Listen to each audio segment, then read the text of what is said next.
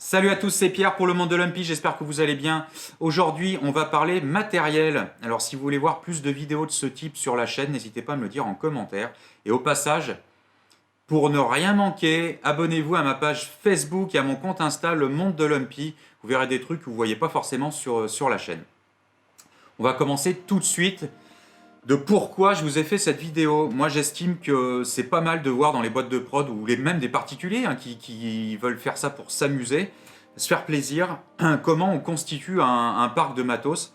Donc du coup, je vais vous expliquer un petit peu ce que j'ai comme matériel au niveau des drones. J'ai commencé en 2016 avec l'Inspire 1 Pro V2. Alors c'est un drone qui tourne en 4K, 30 images secondes. C'est une caméra qui pivote à 360 degrés, qui vient se fixer sous le nez. Il est équipé d'un parachute.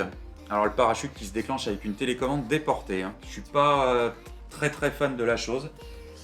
Donc c'est un drone qui passe pas loin de 4 kg, qui est fait autant pour de la publicité que pour des trucs un peu plus consistants. De la série, pourquoi pas. J'ai aussi le Mini 2 que j'ai acheté récemment. Pourquoi le Mini 2? Parce que ça évite de cramer des cycles de batterie sur l'Inspire 1 Pro V2. Des batteries qui sont relativement chères parce qu'on est à pas loin de 180 € la batterie. Puis en plus c'est un drone qui commence à être vieillissant et on trouve moins de pièces. Donc le Mini 2 qui est une valeur sûre à mon sens pour travailler avec.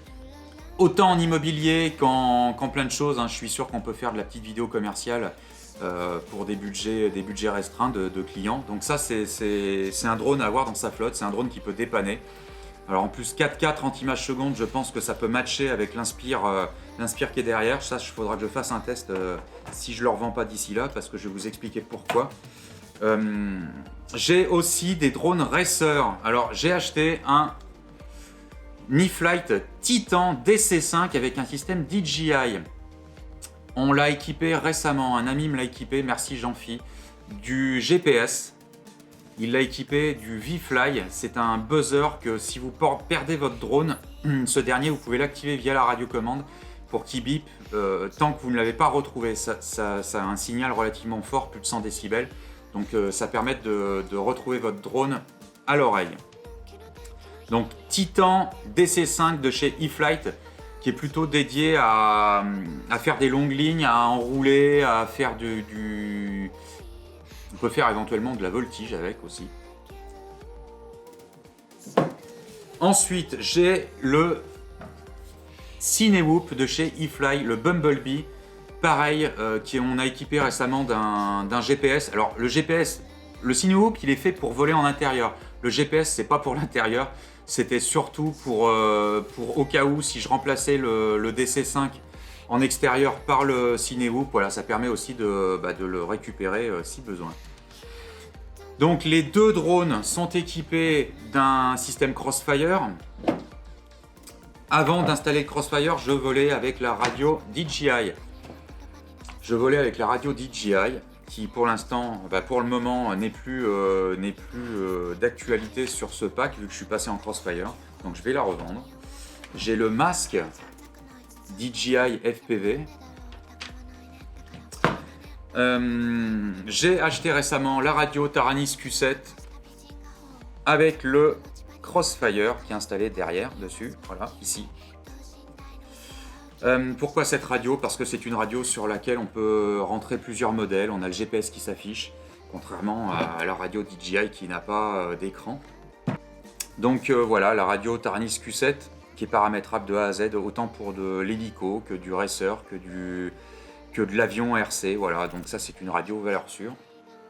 Je vous disais que j'allais sûrement me séparer de l'Inspire 1 Pro V2 pour la simple et bonne raison que c'est un drone qui commence à dater, même si on peut faire beaucoup de choses avec encore. Je vais upgrader mon parc et je vais prendre le drone Racer de chez DJI. Dès que l'Inspire est vendu, je prends le drone Racer de chez DJI qui va sortir en début d'année.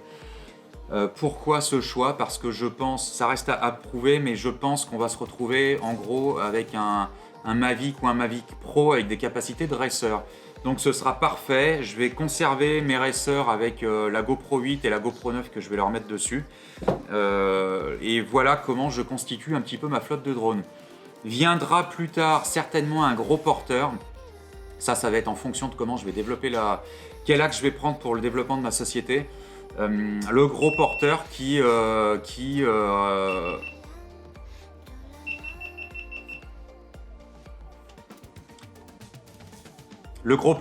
servira justement à porter de la caméra type GH5S, voire Red Komodo qui arrive prochainement au studio.